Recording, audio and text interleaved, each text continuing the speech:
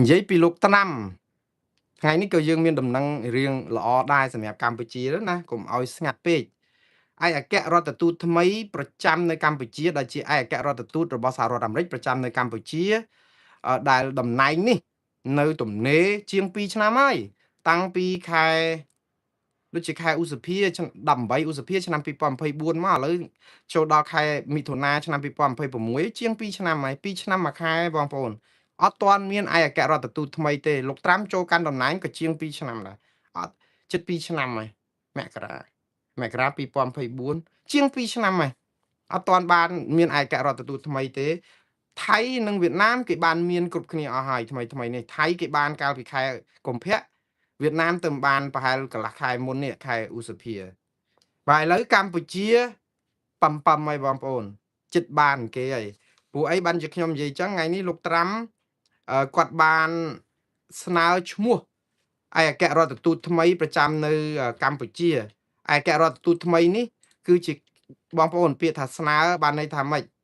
ពាក្យថាស្នើគឺបានន័យថាគាត់ដាក់ឈ្មោះទៅហើយទុកឲ្យព្រឹទ្ធសភាជាអ្នកអនុម័តទៅយ៉ាងណាកាលលើកមុនអត់មានឈ្មោះទៅទៀត2ឆ្នាំហ្នឹងអត់ទាន់មានឈ្មោះឯកអគ្គរដ្ឋទូតថ្មីប្រចាំនៅប្រទេសកម្ពុជានៅឡើយទេប៉ុន្តែថ្ងៃនេះគឺ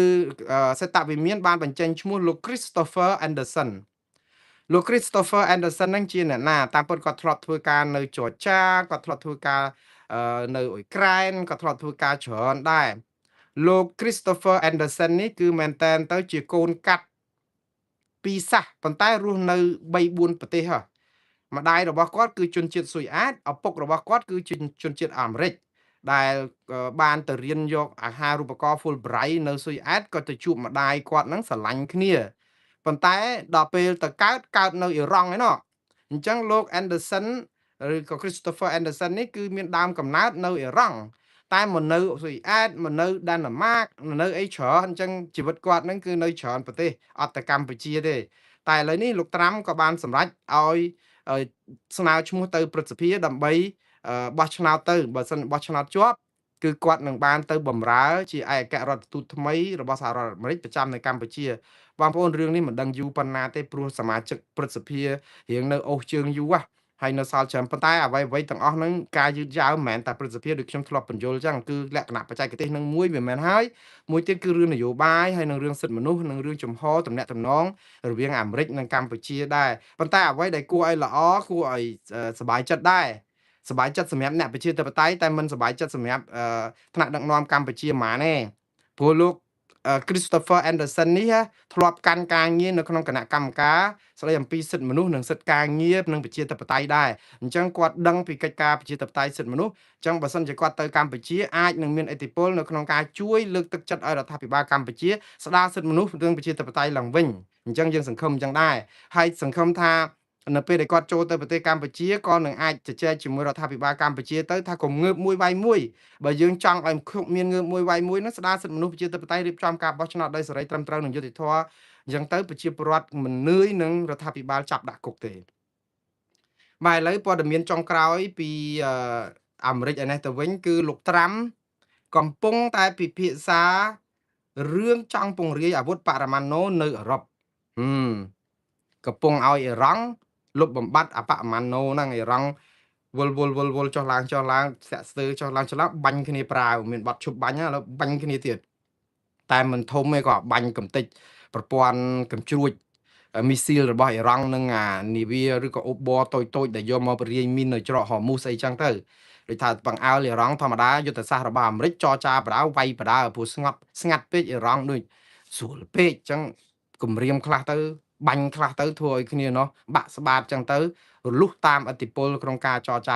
ចឹងវាគ្មានយុទ្ធធរអីទេបងប្អូនប៉ុន្តែណាហើយរឿងនយោបាយតែអញ្ចឹងឯងបងប្អូនគេវាយបដៅគេចរចាបដៅតែអញ្ចឹងគ្រាន់តែថាចរចាបដៅវាយបដៅដូចខ្មែរនិងថៃគឺយើងចាញ់ថៃដោយសារតែយើងខ្សោយជាងគេបាទអាមេរិកវាយបដៅចរចាបដៅមួយអ៊ីរ៉ង់មានតែទ្រាំខ្លួនវាមានតែប៉ុណ្្នឹងឯងអញ្ចឹងភាគីជនរងគ្រោះគឺអ៊ីរ៉ង់ខ្មែរយើងវាយមួយថៃចរចាបដៅភាគីជនរងគ្រោះគឺខ្មែរវាអកុសលអញ្ចឹងព្រោះយើងវាទៅមិនដល់គេណាប៉ុន្តែឥឡូវនេះដល់ពេលដែលចង់ឲ្យអ៊ីរ៉ង់ឈប់ផលិតអាវុធបរមាណូឈប់ស្តុកទុកគ្រឿងដែលអាចយកទៅផលិតអាវុធបរមាណូបានលោកត្រាំកំពុងតែពិភាក្សាពង្រាយអាវុធបរមាណូនៅតាមប្រទេស ដែលជាអង្គការអាត្លង់តិកខាងជើងគណៈកម្មការស្អី NATO របស់គាត់ហ្នឹងយកទៅដាក់នៅប្រទេសផ្សេងទៀតដែលអត់ទាន់មានអាវុធបរមាណូមានន័យថាម៉េចបងប្អូនមានន័យថាអាមេរិកកំពុងតែគ្រប់គ្រងពិភពលោកដើម្បីឲ្យនៅតំបន់ណាក៏ដោយបើមានការអីតិចអ្នកណាចង់មកបំផ្លាញអាមេរិកដោយគ្រាប់បរមាណូអីមកអត់ទាន់ដល់ផងអាគ្រាប់បរមាណូអាមេរិកដាក់នៅអឺរ៉ុបដាក់នៅអីហ្នឹងគឺកំតិចអ្នកទាំងអស់នោះខ្ទេចខ្ទីអស់ដូច្នេះគឺអាមេរិកគឺគ្មាននរណាប៉ះពាល់បានហើយកាន់តែខ្លាំងទៅកាន់តែរឹងមាំទៅដែរប៉ុន្តែបើយើងនិយាយអំពីបងធំគឺយើង bully គេគឺយើងនិយាយយើងដាក់អាវុធបរមាណូទៅបានតែអ៊ីរ៉ង់ដាក់អត់បានឃើញទេអាមេរិកដាក់បានអ៊ីរ៉ង់ដាក់អត់បានប៉ុន្តែបងប្អូនកុំឆ្ងល់កំភ្លើងណាបើឲ្យប៉ូលីសកាន់ណាយើងទុកចិត្តដែរថាយកការពារយើងតែបើឲ្យចោលកាន់ងាប់ហើយយើងដឹងអភ័យហើយគេយកមកបាញ់សម្លាប់យើងហើយដូចគ្នាអញ្ចឹង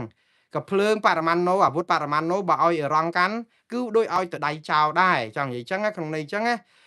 បើឲ្យមកខាងអាមេរិកកាន់ឬទុកដាក់ឬក៏អីអញ្ចឹងទៅយ៉ាងហោចណាស់ក៏មានសិលធម៌ខ្លះមិនមែនចេះតែបាញ់ព្រាវស្រេចចិត្តដែរគ្រូមានកជាក់ស្ដែងអញ្ចឹងទៅរឿងនឹងវាអញ្ចឹងទេបងប្អូនមិនមែនថាអាមេរិកធ្វើសុទ្ធតែត្រូវអ៊ីរ៉ង់ធ្វើសុទ្ធតែខុសតែអ៊ីរ៉ង់ហ្នឹងចរិតយើងវាអន់ដែរយើងរៀបចំប្រទេសផ្ដាច់ការរំលោភសិទ្ធិមនុស្សបំផ្លាញប្រជាធិបតេយ្យដល់ពេលអញ្ចឹងពិភពលោកក៏អត់សូវគ្រប់គ្រងអ៊ីរ៉ង់បន់ឲ្យទៅអស់បមាណូពួកគេភ័យដែរហ្នឹងអឺរ៉ុបក៏គេភ័យខ្លាចបមាណូអ៊ីរ៉ង់បាញ់ទៅដល់គេឧទាហរណ៍មានការអីដាក់តែមកគ្រាប់មកអត់លាយអស់ហើយពមេដឹកនាំនឹងសិតអ្នកខ្លះសិតទុក្ករកិរិយាធ្វើអត្តឃាតខ្លួនឯងអញ្ចឹងខ្លួនឯងស្លាប់ទៅតែម្នាក់ឯងចង់ប្រឡែងមកគ្រាប់មកគ្នានេះស្លាប់អស់រាប់លានអ្នកទៅធ្វើម៉េចដូច្នេះអាហ្នឹងគឺជាការការពារសុវត្ថិភាពកុំឲ្យអាវុធបល័យលោកបែបនេះធ្លាក់ដល់ដៃអក្រិតជនឬក្រុមមេដឹកនាំផ្ដាច់ការដែរសាររបស់លោកហ៊ុនសែនដែលថ្លែងថ្ងៃនេះមែនតើទៅគឺភាសារបស់លោកហ៊ុនសែនដូចជាមិនមានអីភ្ញាក់ផ្អើលទៅចំពោះខ្ញុំគឺដដែលជាដដែលពាក្យហឹង្សាអាមឹងហែងអីនេះគឺជាភាសាជាទម្លាប់ទៅហើយដូច្នេះហើយបានថាខ្ញុំតែងតែនិយាយថាដឹងឆ្ងើយត្បិតដងកូនសោតរែងឆ្កងត្បិតមេបាគឺប្រជាប្រដ្ឋខ្មែរគ្រប់គ្នាហាក់បីដូចជាចាត់ទុកថាការជេរបតិចផ្ដាសាឬក៏អំពើហឹង្សាតាមរយៈពាក្យសម្ដីឬក៏និយាយឯងហែងអាមឹងអីហ្នឹងគឺជារឿងធម្មតាព្រោះដោយសារតែពាក្យសម្ដីទាំងអស់នេះគឺយើងលើជាប្រចាំពីតាមបណ្ដាញសង្គមអីចឹងណាហើយថ្ងៃនេះគឺលោកហ៊ុនសែនបានបង្ហោះសារចេញពីកន្លែងដែលគួរជាទីមនោរម្យក៏ទៅពិនិត្យមើលអាគារសង់ថ្មីនៃវិមានឬក៏ថាជាអាគាររដ្ឋបាលរបស់ខាងពន្ធដារខាងអីនោះណាវិជាទីមនោរម្យមែនហើយក៏ប៉ុន្តែឆ្លៀតឱកាសនោះលោកក៏បានបង្ហោះសារហើយសាររបស់លោកនេះគឺប្រកបដោយពាក្យគ្រុតគ្រៀតហើយនឹងជាពិសេសគឺសារដដែលងើបមួយវាយមួយដោយលោកពមៀនថាបើអ្នកណាហ៊ានទៅចង់ផ្ដួលរំលំរដ្ឋាភិបាលនិយាយទៅគាត់ប្រើឃ្លាមួយដែលអឺជាភាពឆ្លាតវៃរបស់លោកហ៊ុនសែនដែរព្រោះអីថ្នាក់ដឹកនាំប្រើពាក្យមួយដើម្បីឲ្យមានភាពគ្រប់គ្រាន់នៅក្នុងការងើបមួយវាយមួយគឺគាត់ថាអ្នកណាដែលមានចេតនាចង់ផ្ដួលរំលំរដ្ឋាភិបាលគឺលោកនឹងងើបមួយវាយមួយដោយមិនអនុគ្រោះនោះឡើយក៏ប៉ុន្តែវាខុសពីអ្វីដែលគាត់ធ្លាប់ធ្វើពីលើកមុនលើកនេះគាត់មានឃ្លាមួយដែលជាឃ្លាជំនួសដែលស្ដាប់ទៅរៀងព្រោះតិចដែរគាត់ថាចំពោះអ្នកដែលចង់ផ្ដួលរំលំរដ្ឋាភិបាលនេះខុសរដ្ឋធម្មនុញ្ញខុសអីហ្នឹងគឺលោករក្សាសិទ្ធិងើបមួយវាយមួយគឺអត់បណៃអនុគ្រោះអីទេក៏ប៉ុន្តែបើអ្នកណាតស៊ូមតិឬក៏រៀបចំផ្លាស់ប្ដូររដ្ឋាភិបាលតាមរបៀបសន្តិវិធីស្របតាមរដ្ឋធម្មនុញ្ញលោកគោរពសិទ្ធិរបស់គេនៅក្នុងការតស៊ូមតិនយោបាយបែបនេះភាសាបែបនេះគឺជារឿងប្លែកតិចបន្តិចដែរព្រោះអីលោកហ៊ុនសែនគាត់អត់ដែលផ្ដល់ជំរឿសឲ្យប្រជាពលរដ្ឋអំពីច្រកនៃការដែលត្រូវតស៊ូមតិដោយអហិង្សាឯណាទេព្រោះគាត់ដឹងថាអ្នកណាក៏ជាខ្មាំងសត្រូវរបស់បដិវត្តដែរសំទោសអ្នកណាក៏ជាខ្មាំងសត្រូវរបស់រដ្ឋាភិបាលនិងគណៈបកកណ្ដាលអំណាចនេះដែរឲ្យតែធ្វើអ្វីខ្ទាស់ទៅនឹងគណៈបកកណ្ដាលអំណាចឬក៏ធ្វើអ្វីមួយក៏ដោយចង់ផ្លាស់ប្ដូររបៀបដឹកនាំរដ្ឋដែលកំពុងតែគ្រប់គ្រងដោយគ្រួសារតកូលហ៊ុនសពថ្ងៃព្រោះកន្លងមកហ្នឹងគឺមិនមែនជារឿងធ្វើតាមនីតិវិធីធ្វើត្រូវច្បាប់ត្រូវរដ្ឋធម្មនុញ្ញអីទេព្រោះគាត់ងើបមួយវាយមួយហ្នឹងគឺសំដៅលើអ្នកណាក៏ដោយឲ្យតែមកចង់ ឲ្យក្រុមគ្រួសារតកូលហ៊ុនហ្នឹងបាត់បង់ពីអំណាចតាមមធ្យោបាយណាក៏ដោយព្រោះយើងដឹងហើយតាតាមមធ្យោបាយអីដែលគិតថាយើងគេចផុតពីការងើបមួយវាយមួយមិនបានព្រោះអីតាមមធ្យោបាយនៃគណៈបកសង្គ្រោះជាតិដែលទៅបោះឆ្នោតមានសម្លេង55កៅអីក្រុមប្រឹក្សាឃុំសង្កាត់5007កៅអីរំលាយគេចោលអស់ធ្វើច្បាប់ថ្មីអ្នកណាងើបមកវាយមួយចាប់មេគេដាក់គុកឥឡូវនេះដោះលោកកម្មសខាឲ្យនៅក្រៅគុកក៏ប៉ុន្តែដាក់គុកនៅក្នុងជញ្ជាំងអត់ឲ្យធ្វើនយោបាយអីទៀតតែអ្វីទាំងអស់ដែលពួកគាត់ធ្វើហ្នឹងគឺធ្វើតាមស្របតាមរដ្ឋធម្មនុញ្ញនិងនីតិវិធីស្របច្បាប់តាមានធ្វើខុសច្បាប់មកពីណាក៏ប៉ុន្តែគាត់ចាត់ទុកថាអាទង្វើអស់ហ្នឹងគឺជាអំពើខុសច្បាប់ត្រូវតែងើបមួយវាយមួយដូច្នេះនៅពេលដែលលោកហ៊ុនសែនថាអ្នកណាដែលធ្វើតាមសន្តិវិធីតាមត្រឹមត្រូវតាមអីតាមរដ្ឋធម្មនុញ្ញគឺនឹងរួចខ្លួនគាត់មិនងើបមួយវាយមួយទេអនុញ្ញាតឲ្យគោរពសិទ្ធិគោរពការបញ្ចេញមតិឬជំហរនយោបាយរបស់គេក៏ប៉ុន្តែនេះគ្រាន់តែជាពាក្យគាត់ថាក៏ប៉ុន្តែការអនុវត្តជាក់ស្ដែងយើងឃើញថាអ្នកណាក៏ដោយឲ្យតែមាននិយាយទៅគឺធ្វើតាមនីតិវិធីត្រឹមត្រូវអីក៏ដោយប៉ុន្តែបើសិនជាមានការបកកគ្រោះថ្នាក់ហានិភ័យដល់ការបាត់អំណាចប្រជាប្រិយរបស់គណៈបកកណ្ដាលអំណាចគឺអ្នកនោះឯងត្រូវតែជាក្រុមឧទាមក្រុមខ្មាំងក្រុមបដិវត្តពណ៌ក្រុមខុសច្បាប់ក្រុមអីអញ្ចឹងទៅហើយត្រូវតែចាប់ដាក់ពន្ធនាគារហើយទាញច្បាប់ឲ្យយឺតដូចកៅស៊ូហ្នឹងដូច្នេះចំពោះខ្ញុំគិតថាលោកហ៊ុនសែនអត់ចាំបាច់ថ្លែងសារអំពីអ្នកណាចង់ផ្ដួលរំលំរដ្ឋាភិបាលត្រូវតែកំទេចទេព្រោះអីភាសាដែលកំទេចឬក៏ងើបមួយវាយមួយឬក៏ចាត់ការដើម្បីរក្សាសន្តិសុខសង្គមនេះណាគឺមានចែងនៅក្នុងរដ្ឋធម្មនុញ្ញហើយមិនចាំបាច់លោកហ៊ុនសែនថាឬក៏ប្រមានទេនាំតែខកសម្ដីឬក៏ធ្វើឲ្យសម្ដីនឹងវាគ្រុតគ្រាតទេព្រោះអីច្បាប់ការពារតាគ្មានបុគ្គលណានៅក្នុងរដ្ឋកម្ពុជាឬប្រទេសកម្ពុជាដែលអាចប្រើអំពើហិង្សានៅក្នុងការផ្ដួលរំលំរដ្ឋាភិបាលបានទេព្រោះរដ្ឋការពារយើងអញ្ចឹងតាមានអ្នកណាលើកទឹកចិត្តឲ្យធ្វើអំពើហិង្សាសូម្បីតែថ្ងៃក្រោយមកនៅពេលឧទាហរណ៍គណៈបកប្រជាជនកម្ពុជាចាញ់ឆ្នោតទៅវិញរួចទៅតស៊ូមតិដើម្បីប្រមូលផ្ដុំគ្នាដើម្បីយកអំណាចមកវិញបើសិនជាធ្វើគណៈបកប្រជាជនកម្ពុជាទៅកសាងកម្លាំងប្រដាប់អាវុធដើម្បីដណ្ដើមសម្លេងឆ្នោតពីគណៈបកណាមួយដែលដណ្ដើមឈ្នះឆ្នោតទៅថ្ងៃអនាគតឧទាហរណ៍ចឹងគណៈបកប្រជាជនកម្ពុជានឹងត្រូវគេបង្ក្រាបតាមរដ្ឋធម្មនុញ្ញដែលការពារសុខសន្តិភាពសន្តិសុខសង្គមដែរនឹងច្បាប់នឹងវាការពារអញ្ចឹងហើយដូច្នេះពាក្យថាអំពើហិង្សាអំពើអបគមអំពើកងកម្លាំងប្រដាប់អាវុធខុសច្បាប់អីហ្នឹងគឺអត់ចាំបាច់និយាយទេគឺវាខុសឯងហើយច្បាប់គឺត្រូវតែចាត់ការតាក៏ប៉ុន្តែរឿងដែលលោកហ៊ុនសែនត្រូវពមៀនថាងើបមួយវាយមួយអ្នកណាដែលចង់ផ្ដួលរំលំរដ្ឋាភិបាលនេះគឺចង់សម្ដៅទៅលើអឺក្រុមតស៊ូមតិនៅក្រៅប្រទេសមួយចំនួនដែលផ្ញើសារជាញឹកញាប់ថាវិធីដើម្បីឲ្យប្រទេសកម្ពុជានេះមានសុខដុមរមនាហើយនឹងមានអធិបតេយ្យអីគ្រប់ត្រឹមត្រូវហ្នឹងគឺទាល់តែផ្ដួលរំលំបដូរតកូលហ៊ុនចាញ់អីចឹងទៅប៉ុន្តែការដែលគាត់ប្រើឃ្លាថាបដូរតកូលហ៊ុនហ្នឹងភាគច្រើនគឺគាត់ថាត្រូវតែផ្ដួលរំលំរដ្ឋាភិបាលសពថ្ងៃចិនដើម្បីជំនួសឲ្យរដ្ឋាភិបាលថ្មីខ្ញុំជឿថាឃ្លារបស់ក្រមប្រឆាំងនៅក្រៅប្រទេសអាចជាក្លេរបស់លោកហ៊ុនសែនយកទៅប្រើប្រាស់ដែរនៅក្នុងន័យថាត្រូវតែផ្ដួលរំលំរដ្ឋាភិបាលពាក្យថាផ្ដួលរំលំគឺជាភាសាហិង្សាទេមែនតើណាបើយើងនិយាយពីក្នុង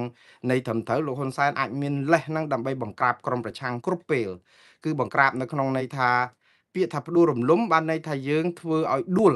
ធ្វើឲ្យច្រានដោយបង្ខំដោយអំពើហិង្សាក្នុងន័យនេះគឺមិនមែនជាបើនៅក្នុងន័យផ្លូវតុលាការគឺគេអាចយកលេសហ្នឹងដើម្បីចោទប្រកាន់អ្នកណាក៏ដោយឲ្យតែប្រើពាក្យផ្ដួលរំលំហ្នឹងក៏ប៉ុន្តែបើឃ្លានេះទៅជានិយាយថាយើងនឹងនាំគ្នាតស៊ូមតិដើម្បីឲ្យមានការផ្លាស់ប្ដូរជាវិជ្ជមានពាក្យថាផ្លាស់ប្ដូរជាវិជ្ជមានបានន័យថាជាការដោះដូរដើម្បីឲ្យមានរដ្ឋាភិបាលថ្មីហើយអញ្ចឹងបើផ្លាស់ប្ដូរជាវិជ្ជមានរដ្ឋាភិបាលអត់អាចយកលេសហ្នឹងមកបង្ក្រាបជនប្រជាពលរដ្ឋណាដែលបញ្ចេញមតិទេផ្ទុយទៅវិញពាក្យផ្ដួលរំលំហ្នឹងតែយកទៅគឺរដ្ឋាភិបាលបានលេសគ្រប់ពេលអញ្ចឹងខ្ញុំក៏សូមស្នើឲ្យគណៈបកប្រឆាំងដែរដើម្បីកុំឲ្យលោកហ៊ុនសែនមានលេសព្រោះអីវាអត់មានរឿងអីដែលគាត់មកអាចបង្ក្រាបក្រមប្រឆាំងឬក៏អ្នកតស៊ូមតិណាទេបើធ្វើតាមសន្តិវិធីនៅក្នុងច្បាប់ធម្មនុញ្ញរដ្ឋធម្មនុញ្ញមានចែងការពារលើកឡើងតែរឿងផ្ដួលរំលំកងកម្លាំងប្រដាប់អាវុធដែលទៅបង្កើតតំបន់អបគមអីហ្នឹងអាហ្នឹងស្ដាប់ទៅជាការតស៊ូមតិរបស់ក្រមប្រឆាំងក៏ពិតមែនហើយក៏ប៉ុន្តែសម្រាប់រដ្ឋាភិបាលគេយល់លេស តែប៉ុណ្្នឹងឯងបងប្អូនមិនមែនតែនទៅខ្ញុំអត់ចង់បន្ទោសជនរងគ្រោះទេជនរងគ្រោះចេះតែរកវិធីអីសពបែបយ៉ាងដើម្បីតស៊ូមតិរបស់ខ្លួនណាក៏ប៉ុន្តែខ្ញុំក៏នៅតែលើកទឹកចិត្តថាការតស៊ូមតិយ៉ាងណាក៏ដោយដើម្បីឲ្យមានការផ្លាស់ប្ដូរជាវិជ្ជមានគឺត្រូវតែធ្វើតាមរយៈការបោះឆ្នោតដោយសេរីត្រឹមត្រូវនិងយុត្តិធម៌ហើយមិនអាចធ្វើតាមការដែលកម្លាំងប្រដាប់អាវុធឬក៏អឺកម្លាំងមហាជនដែលក្រោកបះបោរដើម្បីឲ្យមានអំពើហិង្សាទេព្រោះអំពើហិង្សានេះគឺមែនតើទៅវាកើតឡើងនៅប្រទេសផ្ដាច់ការជាច្រើនណាស់បានផលជោគជ័យក៏ប៉ុន្តែវាជារឿងបង្ហូរឈាមហើយរដ្ឋាភិបាលមានលេសគ្រប់គ្រាន់នៅក្នុងការបង្ក្រាបលើកលែងតែសហគមន៍អន្តរជាតិណាមួយគេលូកដៃពេលដែលឃើញសម្លាប់ប្រជាពលរដ្ឋរង្គាលដូចនៅអ៊ីរ៉ង់ដូចនៅអីអញ្ចឹងទៅគេលូកដៃចូលទៅអាហ្នឹងគឺបានផលខ្លះប៉ុន្តែបើឲ្យប្រជាពលរដ្ឋនៅក្នុងស្រុកងើបតែម្ដងព្រោះអាងើបមួយវាយមួយហ្នឹងគឺលោកហ៊ុនសែនចង់បង្ក្រាបអញ្ចឹងព្រោះនាំធម្មតាតែយើងងើបគាត់វាយតែបើយើងងើបច្រើនគាត់វាយអត់អស់ទេអាងើបមួយវាយមួយហ្នឹងឯងដែលស្ងាត់ស្រុកប៉ុន្តែតែងើបច្រើនគឺធម្មតាវាមានការបង្ហូរឈាមរដ្ឋាភិបាលចង់រងពនងរបស់អង្គការសហប្រជាជាតិហើយដូច្នេះលោកហ៊ុនសែនដើម្បីទប់កុំឲ្យងើបច្រើនហ្នឹងគឺគាត់ងើបមួយវាយមួយសិនដល់អញ្ចឹងមនុស្សបាក់ស្បាតទៅមិនអាចនឹងក្រោកតវ៉ាបានទេប៉ុន្តែបងប្អូនខ្ញុំលើកទឹកចិត្តទាំងអស់គ្នាទាំងគណៈបកប្រឆាំងទាំងគណៈបកកណ្ដាលអំណាចថ្ងៃក្រោយធ្លាក់ឆ្នោតឬមិនធ្លាក់ឆ្នោតកុំជ្រើសរើសវិធីហិង្សានៅក្នុងការដោះស្រាយបញ្ហាគឺយើងធ្វើអីក៏ដោយគឺតាមសន្តិវិធីគ្មានប្រទេសណាមួយបានសេចក្តីសុខនៅពេលដែលយើងប្រើអំពើហិង្សារបបសឹកយោធាភូមាក៏អត់ជោគជ័យសូម្បីតែថៃហ្នឹងតែពេលដំបងហ្នឹងប្រក្រាបយកយោធាមកកាន់ក៏អត់បានសុខប្រទេសណាក៏ដោយដែលយកកម្លាំងយោធាកម្លាំងហិង្សាដោយមិនឆ្លងតាមការបោះឆ្នោតដោយសេរីត្រឹមត្រូវនិងយុត្តិធម៌អត់ដែលបានសេចក្តីសុខជាមួយគ្នាទេហើយបទពិសោធន៍នេះមានគ្រប់សម័យកាលមេដឹកនាំទាំងអស់គួររៀនសូត្រអញ្ចឹងដើម្បីកុំឲ្យប្រវត្តិសាស្ត្រវាសាដានគឺខ្ញុំលើកទឹកចិត្តឲ្យលោកហ៊ុនសែនខ្ញុំម្ដងទៀតខ្ញុំអត់ខ្វល់សោះថាតកូលហ៊ុនតកូលទាតកូលសុកតកូលកំតកូលរុនតកូលសំតកូលថាច់តកូលសឿនឬក៏តកូលស្អីក៏ដោយកាន់ប្រទេសកម្ពុជាវាមិនមែនជារឿងបញ្ហាទេបញ្ហាគឺដោយសារតែការដឹកនាំរដ្ឋហ្នឹងវាអត់មានបានភាពស្មើគ្នាចំពោះប្រជាពលរដ្ឋគ្រប់គ្នាបើកាន់តែតកូលណាមួយនោះហើយទៅនាំគ្នាបំពកតែក្រុមគ្នាឯងតែបពពួកគ្នាឯងចុះតកូលគេផ្សេងដែលអត់ជាប់ឆ្នោតឧទាហរណ៍តើយើងអត់មានមើលគេទេអញ្ចឹងចាប់គេដាក់គុកទាំងអស់ងើបមួយវាយមួយអញ្ចឹងចុះឥឡូវឧទាហរណ៍ថ្ងៃក្រោយតកូលហ៊ុនធ្លាក់ឆ្នោតហើយស្រាប់តែតកូលសំតកូលរុងឬក៏តកូលមៀចឬតកូលថាច់តកូលសើងអីឡើងមកកាន់តកូលកំអីឡើងមកកាន់អំណាចហើយទៅគេធ្វើបាបខ្លួនឯងវិញហ្នឹងតើយើងឈឺចាប់ទេវាឈឺចាប់ដូចតែគ្នាអញ្ចឹងកុំឲ្យមានការឈឺចាប់ទឹកឡើងត្រីស៊ីសមុទ្រទឹកហុចសមុទ្រស៊ីត្រីរឿងដែលងាយបំផុតលោកហ៊ុនសែនអត់នឿយនឹងពាក្យងើបមួយវាយមួយនឹងទេអត់នឿយនឹងការដែលធ្វើឲ្យប្រជាពលរដ្ឋដែលនៅតែតតាំងរដ្ឋាភិបាលរាល់ថ្ងៃនឹងទេគឺរៀបចំឲ្យមានការបោះឆ្នោតមួយដោយសេរីត្រឹមត្រូវនិងយុត្តិធម៌មានកចបដែលឯករាជ្យទទួលយកបានដើម្បីឲ្យលទ្ធផលបោះឆ្នោតហ្នឹងប្រជាពលរដ្ឋពេញចិត្តហើយធំជាងនឹងបំផុតគឺសូមឲ្យគណៈបកនយោបាយនឹងអាចដូចថាចូលរួមបោះឆ្នោតដោយមិនមានការតាមចាប់ចងធ្វើទុកបុកម្នេញគ្នាតាមចាប់ប្រផាត់ប្រភីងរំលាយអ្នកនេះរំលាយអ្នកនោះអត់ឲ្យអ្នកនេះចូលរួមអ្នកនេះអីអញ្ចឹងទៅពេលបោះឆ្នោតអីហើយទៅប្រមូលគ្នាឯងដែលជាគណៈបក7លំពេកហ្នឹងយកមកលំអសួនប្រជាធិបតេយ្យធ្វើឲ្យដូចមានប្រជាធិបតេយ្យហើយចាប់ផ្ដើមបោះឆ្នោតច្បោលតែគ្នាឯងទៅជាប់តែគ្នាឯងទៅគ្នាអ្នកដែលតស៊ូមតិអត់បានចូលរួមបោះឆ្នោតអានេះហើយគឺជាឈ្នួនដែលទៅរកសង្គ្រាមទៅរកការបង្ហូរឈាមនឹងធ្វើឲ្យលោករត់តែងើបមួយវាយមួយកម្លាំងលោកហ៊ុនសែនចំណាស់នេះហើយទៅវាយបានប្រមាណដងទៀតវានៅតែសារទេខ្ញុំអាណិតគាត់ដែរចាស់ចំណាស់នេះហើយគួរតែសម្រាកឲ្យបានសុខត្រូវព្រោះអីអាការឆេវឆាវអីនឹងវាបេះដូងនឹងវាលោតញាប់ទៅជួនកាលវាអាចទៅជា stroke ទៅអីវាមិនស្រួលទេព្រោះអំពើហិង្សាវាកំហឹង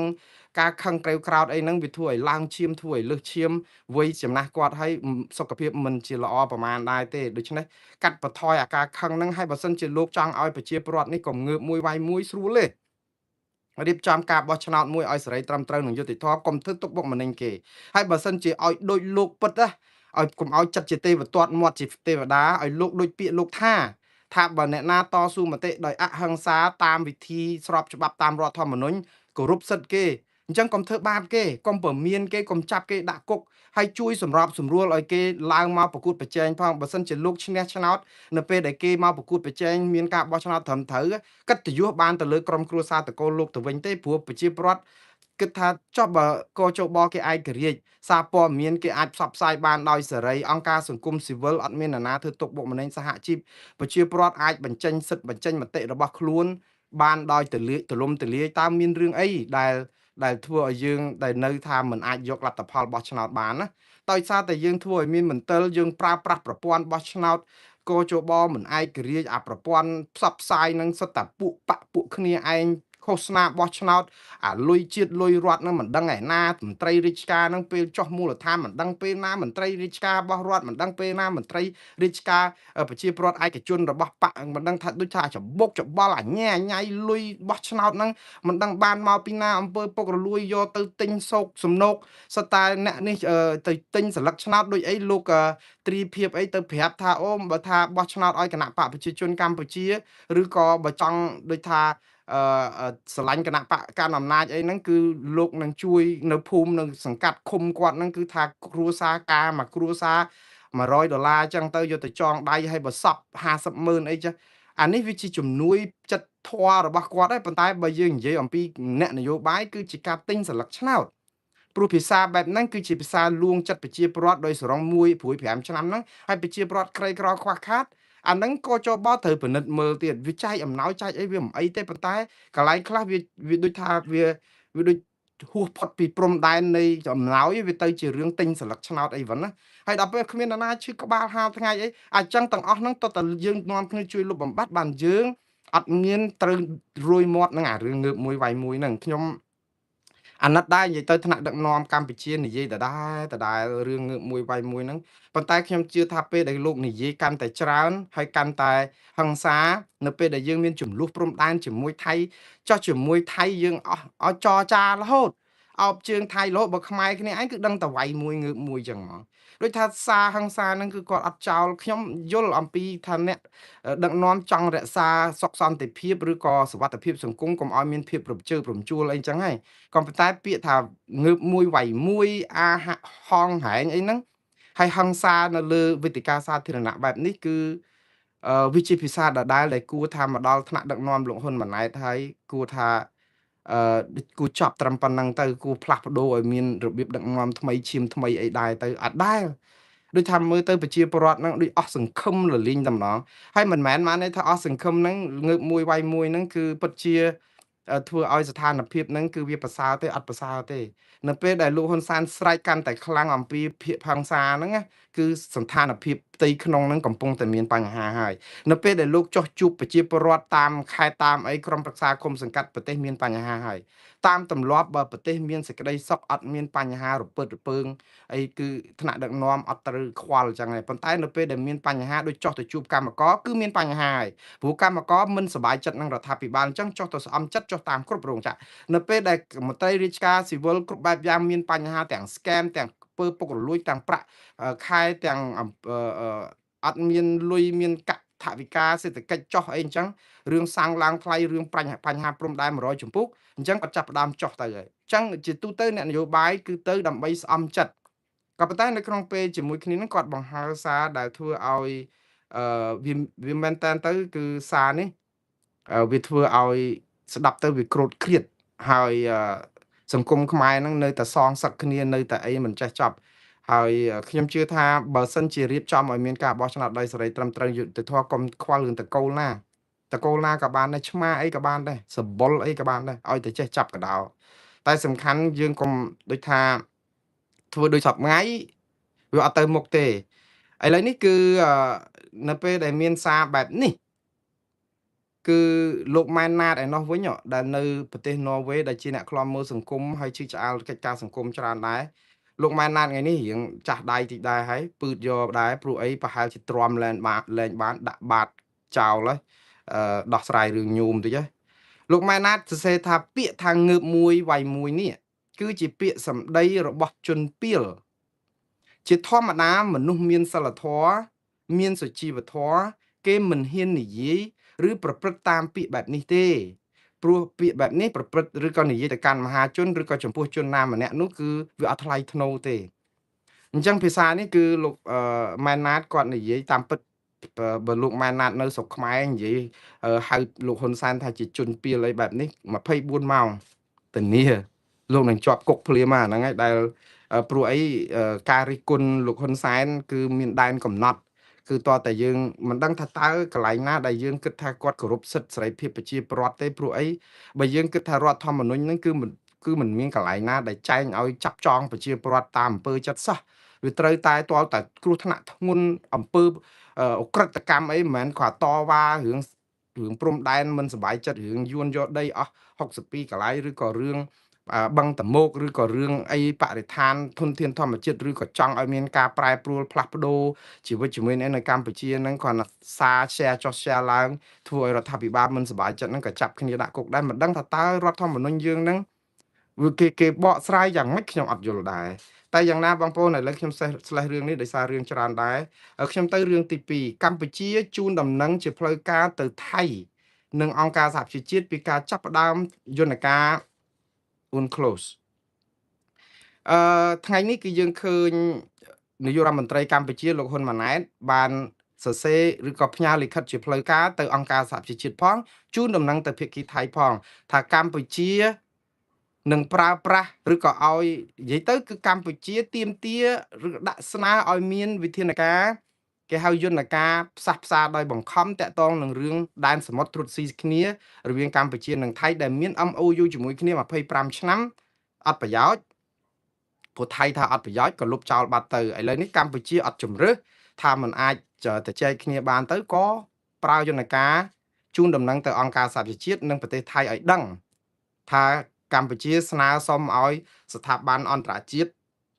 រៀបចំបើកយន្តការដើម្បីឲ្យចាប់បង្ខំថៃឲ្យផ្សះផ្សាដើម្បីដោះស្រាយរឿងដែនសមុទ្របងប្អូនអារឿងយន្តការផ្សះផ្សាដោយបង្ខំហ្នឹងវាជាយន្តការដែលយើងធ្វើមកហ្នឹងគឺដូចទៀតទៅគេរៀបចំគណៈកម្មការមួយទៅគឺថៃ2នាក់ខ្មែរ2នាក់មន្ត្រីជំនាញកិច្ចការព្រំដែនហ្នឹងព្រំសមុទ្រអីហ្នឹងហើយទៅមានម្នាក់ជាកដាល5នាក់ហ្នឹងដើម្បីពិភាក្សាដោយសារប្រទេសកម្ពុជានិងថៃលែងត្រូវគ្នាអាចជួបគ្នាក្នុងគូភាគីតទល់បានទេតតរគេហៅថានីតិវិធីផ្សះផ្សាដោយបង្ខំហ្នឹងដើម្បីដោះស្រាយរឿងព្រំដែនទឹកសំណួរសួរទៅវិញថាហេតុអីបានជារឿងព្រំដែនទឹកពេលនេះរឿងអីក៏សំខាន់ខ្លាំងមកម្ល៉េះនៅពេលដែលអា MOU នោះវាទៅរំលឹបចោលអត់ទាន់ណាធ្វើអីបានទេព្រំដែនទឹកនោះអត់ទាន់ណាធ្វើអីបានទេព្រោះអីវានៅប្រទាំងប្រទិសគ្នាហើយអា MOU 2001ហ្នឹងលុបចោលមែនតែលុបដោយគណៈរដ្ឋមន្ត្រីទេតាមពិតគឺសភាអត់ទាន់បានលុបទេណាកុំភ្លេចថា MOU 2001នេះធ្លាប់ត្រូវបានរដ្ឋាភិបាលមុនអភិសិទ្ធវិជ្ជាជីវ៉ាធ្លាប់លុបម្ដងហើយណាគឺគាត់លុបនៅពេលដែលគាត់ស្អប់លោក Thaksin Shinawatra នេះដែលឡើងមកត្រូវបានលោកហ៊ុនសែនតែងតាំងជាទីប្រឹក្សារបស់គណៈរដ្ឋមន្ត្រីខ្មែរនេះនៅពេលនោះឯងដែលលោកអភិសិទ្ធវិជ្ជាជីវ៉ាឡើងមកដោយសារតែ MOU 2001ហ្នឹងគឺចុះហត្ថលេខាក្នុងរជ្ជកាលរបស់លោកហ៊ុនសែននិងលោក Thaksin គឺគេលុបចោលតែម្ដងប៉ុន្តែវាអត់បានផលទេព្រោះដោយសារលុបចោលដោយឯកតោភាគីអត់មានសភាចង់និយាយចេះសភាដល់ពេលលោកអ្នកស្រីយីងឡាក់ស៊ីនវ៉ាត់ដែលជាប្អូនស្រីបង្កើតរបស់លោក Thaksin ឡើងមកកាន់អំណាចគឺយកអា MOU ហ្នឹងមកវិញមានប្រសិទ្ធភាពវិញចឹងទៅដូច្នេះ MOU 2001ហ្នឹងបើថាលុបទៅមែនសភាថៃអត់ទាន់លុបទេវានៅតែតោលនៅនឹងដែរទេក៏ប៉ុន្តែវាចំហហ្នឹងវាទៅរឿងហ្នឹងវាអត់ទាន់ទៅដល់ណានៃទេព្រោះអីអត់ទាន់អ្នកណារំលោភដែនសមុទ្រកម្ពុជាឬអីទេព្រោះវានៅប្រទីងបទងគ្នាវាអត់ទាន់មានកប៉ាល់ទឹកនាវាទឹកអីមកបាញ់គ្នាអីលាក់នឹងលាក់អីអញ្ចឹងទេហើយដោះស្រាយកន្លែងណាមួយអត់ត្រូវគ្នារុករករ៉ែជីករ៉ែទៅយើងឆ្លោះគ្នាអត់ទាន់រឿងដែលបន្ទាន់មែនតើណាគឺរឿងព្រំដែនខ្មែរដីគោកនេះមួយថៃ62កន្លែងនេះដែលថៃយកអស់62កន្លែងហើយយើងថាអ្នកណានៅណានៅហ្នឹងហើយឥឡូវគេដាក់បលាលួសមករហូតអានេះបានទៅប្តឹងទៅតុលាការអន្តរជាតិយុត្តិធម៌អន្តរជាតិនិងព្រហ្មទណ្ឌអន្តរជាតិខ្ញុំនៅតែលើកទឹកចិត្តថារឿងដែលបន្ទាន់ខ្លាំងជាងគេគឺរឿងព្រំដែនគោកឯងមិនមែនព្រំដែនទឹកមិនមែនថាហេព្រំដែនទឹកអត់គិតទេចឹងបើថៃគេចាប់ផ្ដើមចង់យកតំបន់ត្រួតស៊ីគ្នាអត់ប្តឹងគេទេប្តឹងត្រូវហើយក៏ប៉ុន្តែវាអត់ទាន់មានរឿងចំនួនរហូតដល់មាននាវាថៃមួយទឹកអីមកបាញ់មកសម្លាប់អីទាហានជើងទឹកយើងឬក៏មកគ្រប់គ្រងដែនកោះណាមួយនៅក្នុងដែនសមុទ្រដែលកំពុងប្រទីងបតុងគ្នានេះព្រោះអីវាអត់ទាន់មានរឿងចង់និយាយចេះមានរឿងហើយនេះអត់ទាន់ដោះស្រាយទេទៅដោះស្រាយឲ្យអត់មានរឿងនៅឡើយនៅវិញខ្ញុំកំពុងតែឆ្ងល់ហើយនិយាយពីញ៉ាត់ធ្លាក់មកដូចមេឃដូចភ្លៀងបាក់មេឃចឹងញ៉ាត់ហ្នឹងគឺធ្លាក់មកគ្រប់ទិសទីមានតាំងពីសំបីតាអ្នកនាំពាក្យរដ្ឋាភិបាលហ្នឹងក៏ចេញញ៉ាត់គាំទ្រលោកហ៊ុនម៉ាណែតដែរ ខ្ញុំអត់យល់មិនដឹងថានីតិវិធីគេយ៉ាងម៉េចខ្ញុំកំពុងតែឆ្ងល់ឥឡូវឧទាហរណ៍ក្រុមគ្រួសារយើងម៉ែឪយើងនៅក្នុងផ្ទះយើងនឹងតំណាងឲ្យយើងហើយទៅម៉ែប្រាប់ថាអឺសម្រេចចិត្តអីមួយអញ្ចឹងទៅស្រាប់តែកូនទាំងអស់ហ្នឹងមកចេញញត្តិគាំទ្រម៉ែឪហើយតើកាលម៉ែឪពេលមុននឹងសម្រេចហ្នឹងអត់សួរកូនចៅនៅក្នុងផ្ទះជាមួយគ្នានឹងសិនថាព្រមអត់ទេចឹងបានន័យថាមុននឹងចេញញត្តិជាផ្លូវការតំណាងឲ្យរដ្ឋាភិបាលបានន័យកូនចៅនឹងត្រូវគ្នាព្រមអស់ហើយទៅដល់ពេលម៉ែឪចេញញត្តិមួយចេញសេចក្តីប្រកាសទៅបានកូនចៅនឹងហើយអ្នកនាំពាក្យរដ្ឋាភិបាលអង្គភាពនិងមន្ត្រីរាជការនៅក្នុងអង្គភាពរដ្ឋាភិបាលហ្នឹងបានចេញញត្តិគាំទ្រលោកហ៊ុនម៉ាណែតហើយខ្លួនឯងនៅក្នុងរដ្ឋាភិបាលដែលអត់ជជែកគ្នាទេអញ្ចឹងឥឡូវចេញមកក្រសួងយុតិធធចេញមកគណៈកម្មការកិច្ចការព្រំដែនអីហ្នឹងមកគឺថាហូហែតាមគ្នាអញ្ចឹងទាំងអស់ទៅចេញញត្តិគាំទ្រខ្ញុំអត់ជំទាស់ញត្តិទេខ្ញុំអត់និយាយទៅខ្ញុំអត់ជំទាស់ជំហររដ្ឋាភិបាលរឿងទឹកដីរឿងព្រំដែនអីទេទាមទារពីថៃបានមកវិញការពារដែនអធិបតេយ្យល្អណាស់ខ្ញុំគាំទ្រ100%ហើយក៏ប៉ុន្តែនីតិវិធីនឹងវាហាក់បីដូចជាប្លែកមែនតើហើយដល់ពេលបើថាព្រឹទ្ធសភាអីចេញមកអាហ្នឹងយើងមិនទៅជាជំទាស់ហើយព្រោះព្រឹទ្ធសភាគឺជាស្ថាប័នដាច់ដោយឡែកពីនីតិប្រតិបត្តិរបស់រដ្ឋាភិបាលដែលមានក្រសួងមន្ទីរអីចឹងណាហើយនឹងទីស្តីការគណៈរដ្ឋមន្ត្រីដែលជាសេនាធិការរបស់រដ្ឋាភិបាលទៀតហើយមុននឹងសម្រេចអីចឹងលោកហ៊ុនម៉ាណែតសរសេរឆ្កុយទៅម្នាក់ឯងសិនណាហើយទៅបានក្រសួងមន្ទីរអីហ្នឹងហែហោមចេញញត្តិវាធ្វើឲ្យឃើញអំពីភាពថាការងារយើងដូចជាអត់មានប្រព័ន្ធដឹកនាំឲ្យត្រឹមត្រូវមួយថាចេញញត្តិមួយតំណាងឲ្យរដ្ឋាភិបាលគឺតំណាងឲ្យរដ្ឋាភិបាលចាំបាច់ចេញញត្តិការពារគាំទ្ររដ្ឋាភិបាលមិនទៀតបើយើងជាក្រសួងមន្ទីរ20 30ហ្នឹងជាបោះសេនាធិការរបស់រដ្ឋាភិបាលហើយហ្នឹងអញ្ចឹងបានន័យថារដ្ឋាភិបាលពីមុនមកអត់ដែលពិគ្រោះជាមួយយើងទេតោះចេញសារឲ្យបានយើងចេញញត្តិគាំទ្រនេះគឺជាសារនយោបាយដ៏គួរឲ្យចម្លែកមែនតើស្រុកយើងនេះហើយទៅបើថាទាហានចេញមកឃើញហើយឥឡូវកងទ័ពជើងទឹកកងទ័ពក្រសួងការពារជាតិចេញញត្តិមកគាំទ្រខ្ញុំអត់ប្លែកទេក្រសួងការពារជាតិចេញញត្តិមកគាំទ្រនិងស្ថាប័នប្រសិទ្ធភាពចេញញត្តិមកគាំទ្រវាព្រោះអីទាហានយើងវាត្រូវឯករាជ្យសភាយើងឯករាជ្យចេញញត្តិគាំទ្រវារៀងដូចអត់ប្លែកតិចទេព្រោះអីរដ្ឋាភិបាលចេញហើយចឹងគាំទ្រទៅឲ្យមានស្ថាប័នផ្សេងអាហ្នឹងស្ដាប់ទៅដូចជាវាសមប្រកបតែដល់ពេលក្រសួងមន្ទីរខ្លួនឯងហើយនឹងអ្នកនាំពាក្យរដ្ឋាភិបាលចេញញត្តិគាំទ្រ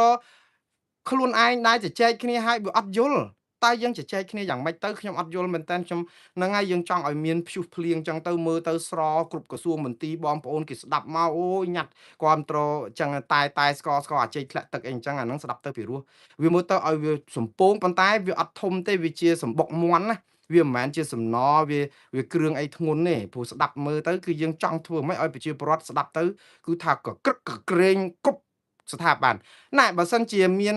អង្គការសង្គមស៊ីវិលមានប្រជាពលរដ្ឋអាជីវករឬក៏ប្រជាពលរដ្ឋនៅតាមព្រំដែនប្រជាពលរដ្ឋទូទៅចេញញត្តិគាំទ្រអាហ្នឹងមើលទៅដូចជាសមស្របវាមិនសូវជាឆ្កងពេកប៉ុន្តែបងប្អូនបើទោះបីជាប្រជាពលរដ្ឋចេញញត្តិគាំទ្រអីហ្នឹងគឺបន្តិចទៀតអត់ខ្វះហើយនឹងចេញមកទេក៏ខ្ញុំថាចម្លែករឿងក្រសួងមន្ទីរនៅក្នុងតែជានាយសេនាធិការជាសេនាធិការរបស់រដ្ឋាភិបាលហើយមកចេញញត្តិគាំទ្ររដ្ឋាភិបាលបានខ្ញុំប្លែកមែនតើព្រោះអីគាត់ត្រូវជជែកគ្នារួចហើយមុននឹងសម្រាប់អញ្ចឹងណាតែណាហើយបងប្អូនញត្តិហ្នឹងគឺវាទម្លាប់តែអញ្ចឹងទេគេចេញអីចេញទៅព្រោះអីឲ្យបានជាកម្លាំងទៅម្ដងទៀតបងប្អូនរឿងអ៊ុនក្លូសនេះណាមិនមែនជារឿងអីដែលកលាក់ផែនដីទេព្រោះធម្មតាតាមានរឿងអីដោះស្រាយបញ្ហាព្រំដែនទឹកតើកើតឡើងដោយថៃបំពេញឈ្លានពានដោយប្រការណាមួយគឺយើងមានសិទ្ធិដោយស្វ័យប្រវត្តិហើយនៅពេលដែលថៃដក MOU 2001បាត់គឺកម្ពុជាមានច្បាប់អន្តរជាតិអង្គការសហជីវជាតិនិងតុលាការយុត្តិធម៌អន្តរជាតិដើម្បីការពារដោយអត់មានចាំបាច់ទៅឆ្លេឆ្លាអីពេកទេ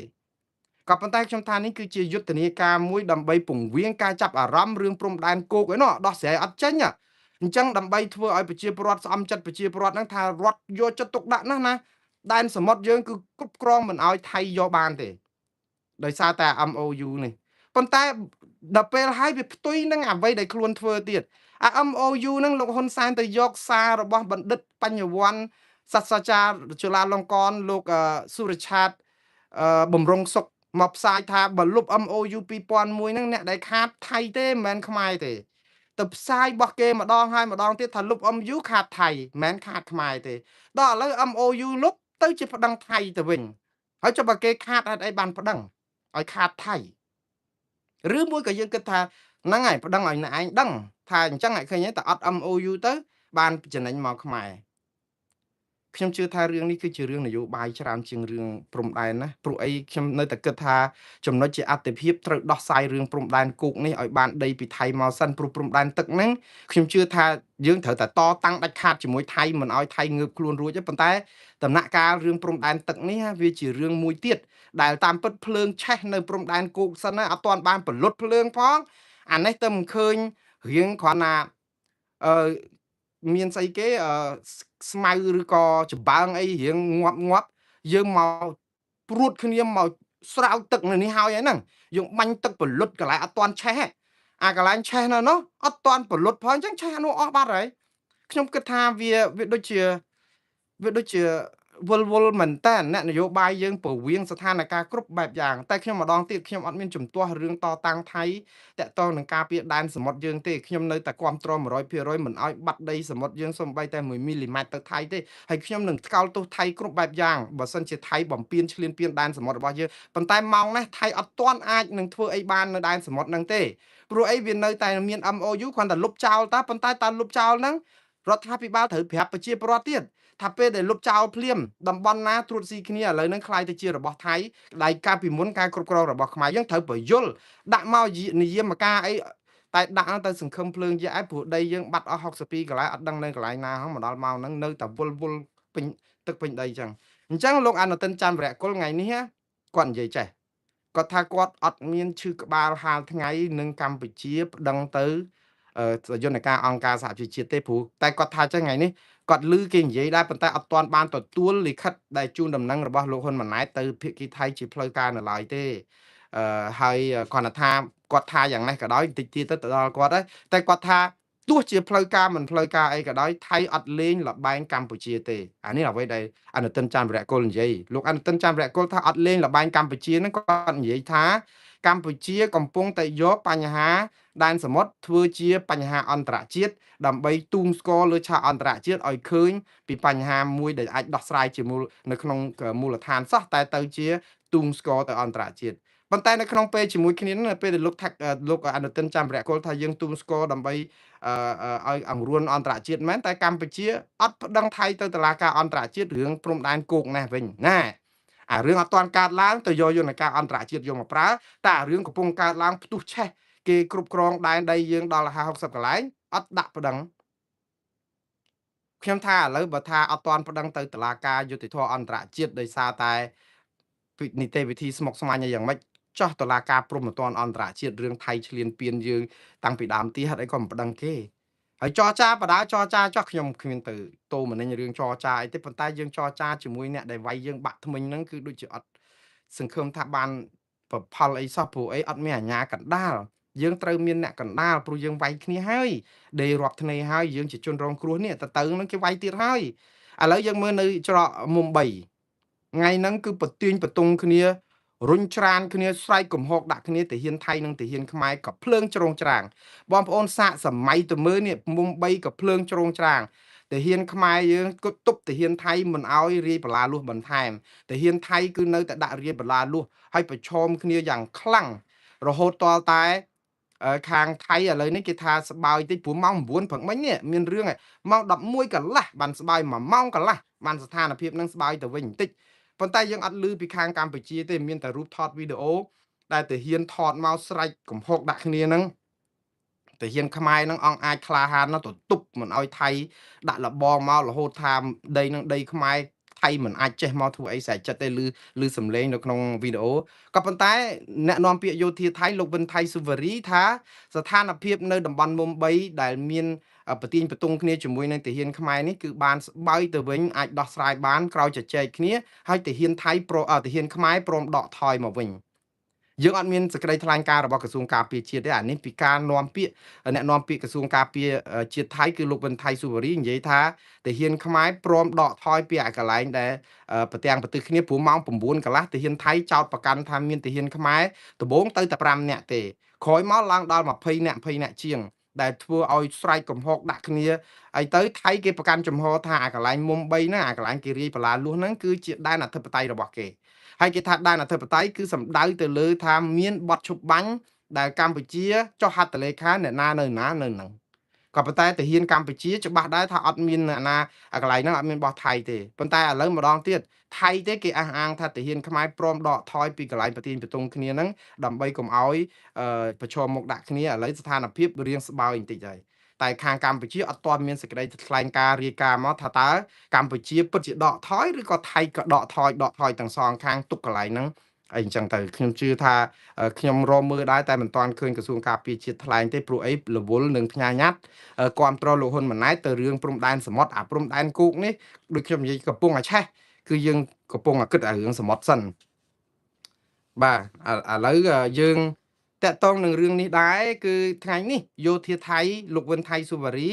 ក៏តបទៅនឹងកម្ពុជាដែរតាក់ទងមួយករណីទៀតគឺកម្ពុជាក្រសួងការបរទេសបានផ្ញើលិខិតតវ៉ាទៅថៃពីរឿងដាក់ពុតបដិមានៅក្នុងដីដែលថៃវាយដណ្ដើមគ្រប់គ្រងបានហ្នឹងកម្ពុជាចាត់ទុកថាពុតបដិមាជាង36អង្គគឺជារឿងខុសច្បាប់នៅក្នុងដែនអធិបតេយ្យកម្ពុជាហើយលើកទង់ជ័យពីកន្លែងទៀតនៅខេត្តព្រះវិហារហ្នឹងសុទ្ធតែជារឿងខុសច្បាប់ទាំងអស់ថៃលោកវិនថៃសុវរីតបមកកម្ពុជាវិញថាច្រានចោលរាល់ការលើកឡើងនេះគេថាគេធ្វើនៅក្នុងដីគេធ្វើដើម្បីរឹតបន្តឹងស្មារតីនិងជួយដល់លើកទឹកចិត្តដល់ទាហានគេជួមុខលាក់នឹងលាក់ហើយនឹងសន្តិសុខនឹងការយល់ខុសគ្នាគេរៀបបលាលួសគេដាក់អីហ្នឹងគឺដើម្បីឲ្យដឹងថាដីហ្នឹងដីគេកុំឲ្យយើងច្រឡំទៀតហើយគេធ្វើនេះគឺស្របតាមបទជប់បាញ់ដែលមានសេចក្តីថ្លែងការណ៍រួមចុះថ្ងៃទី27ខែធ្នូឆ្នាំ2025ដែលយើងប្រាប់ថាអ្នកណានៅហ្នឹងដីហ្នឹងគឺដែនអធិបតេយ្យរបស់គេឃើញនៅបងប្អូនម៉ាត់ណាក៏គេយកអាបទជប់បាញ់យើងយកមកជន់យើងវិញដែរហើយយើងម៉ាត់ណាក៏យើងថាបទជប់បាញ់អ្នកណានៅហ្នឹងគឺថៃនៅហ្នឹងខុសច្បាប់តែនៅក្នុងបទជប់បាញ់យើងអាចបានថាថៃខុសច្បាប់ទេយើងឲ្យគេនៅហ្នឹងចឹងមកបាទរឿងនេះគឺវែងឆ្ងាយណាស់បងប្អូនយើងនឹងតទៅទៀតប៉ុន្តែខ្ញុំលើកទឹកចិត្តឲ្យបងប្អូនមេត្តាជួយធ្វើយ៉ាងម៉េចជំរុញឲ្យរដ្ឋាភិបាលប្តឹងថៃទៅតុលាការយុត្តិធម៌អន្តរជាតិនិងព្រហ្មទណ្ឌអន្តរជាតិឲ្យខាងតែបានហើយធ្វើញ៉ាត់គ្រប់ត្រដែរសូមឲ្យញ៉ាត់ណែសភានាយកដ្ឋានអីអង្គការស្ថាប័នពាក់ព័ន្ធទាំងអស់នៅកម្ពុជាសូមធ្វើញ៉ាត់ឲ្យស្រោចដូចទឹកធ្លាក់បាក់មេឃចឹងមើលគ្រប់ត្ររដ្ឋាភិបាលឲ្យប្តឹងទៅអង្គការសហជីវជាតិតឡាការយុទ្ធធរអន្តរជាតិនិងព្រំដែនអន្តរជាតិដែរមើលរឿងព្រំដែនគោកណាអារឿងទឹកហ្នឹងល្អហើយធ្វើចុះប៉ុន្តែយើងគិតមករឿងគោកអីគេយកអស់ហើយនេះអារឿងទឹកហ្នឹងគឺមិនទាន់ទេវានៅប្រទៀងបតុងគ្នានៅឡើយយើងអីក៏ប្រញាប់ទៅមើលកន្លែងហ្នឹងម៉េះធ្វើឲ្យពីឥឡូវទៅក៏ល្អហើយប៉ុន្តែដូចខ្ញុំនិយាយចឹងថាអាភ្លើងកំពុងឆេះព្រៃនៅព្រំដែនគោកហើយហេតុអីបានជាយើងទៅមើលគ្រាខ្យល់បក់វូនៅព្រំដែនសមុទ្រហ្នឹងគឺគ្រាឃើញស្មៅងាប់ហ្នឹងយើងនាំគ្នាបាញ់ទឹកពលុតទុកហើយវាល្អហើយបាញ់ចោះប៉ុន្តែទឹកយើងវាអត់មានទឹកយើងវាខ្សត់អញ្ចឹងយកកម្លាំងទឹកយកកម្លាំងអាគីភ័យពលុតអីហ្នឹងមកជួយគ្នាពលុតអាភ្លើងកំពុងឆេះសន្ធោសន្ធៅនៅព្រំដែនគោកសិនអីព្រោះអារឿងនេះគឺជារឿងសំខាន់ជាអាយុជីវិតដែរឥឡូវនេះគឺតកតងនឹងអ្នកសង្កេតការអាស៊ានខាងភាគីកម្ពុជាចុះទៅថតរូបថតបន្ថែមទៀតនៅតំបន់ច្រកអានសេះដែលដឹកនាំដោយគណៈប្រតិភូមានតំណាងឲ្យប្រទេសហ្វីលីពីនទៅទៀតទៅថតរូបទៀតហើយបងប្អូនបានថានាំគាត់ទៅដល់តំបន់មុំ3នឹងម្ដងក៏ល្អដែរព្រោះអីនាំទៅតាតំបន់ដែលគេដាក់កុងតឺន័រហើយទៅថតបានទៅរូបស្រីគេក្លាហានគេបានរូបបងអាស្រីដូចនោះល្អបានតែត្រឹមរូបថតអត់មានរបាយការណ៍ស្អីទេខាង AOT របស់អាស៊ានហ្នឹងឥឡូវសរសេររបាយការណ៍សរុបលទ្ធផលមកចុះទៅប្រមាណសារហ្នឹងចេញអីហើយចេញជាអនុសាសន៍អីគេខ្លះហើយលើកទឹកចិត្តឲ្យមិនរកឃើញអីគេខ្លះអត់មានរបាយការណ៍អីសោះមានតែក្រសួងការពារជាតិថាឥឡូវបានចុះទៅហើយរក្សាឲ្យយើងប្រកាន់ខ្ជាប់ទូនីតិថាយើងគ្រប់តាមបទឈប់បាញ់យើងអីអញ្ចឹងល្អហើយប៉ុន្តែចុះខាងគេនៅណាវាអត់មានរបាយការណ៍ហ្នឹងសោះបាទឥឡូវតកតងនឹងរឿងមួយទៀតគឺអឺខ្ញុំនៅសល់ពេលប្រហែលជា4នាទី5នាទីទៀតតែប៉ុណ្ណោះ